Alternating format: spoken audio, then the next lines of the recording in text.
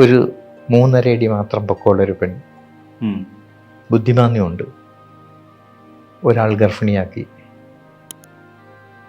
അയാള് ജയിലിലാണ്. ആ ഗർഭിണിയെ ഗാന്ധിഭവനിൽ കൊണ്ടുവന്ന് കോടതിയാണ് വിട്ടത്. അത് പ്രസവിക്കുന്നത് വളരെ ഡിഫിക്കൽട്ടി ആയിട്ടുള്ളൊരു കാര്യമാണ്.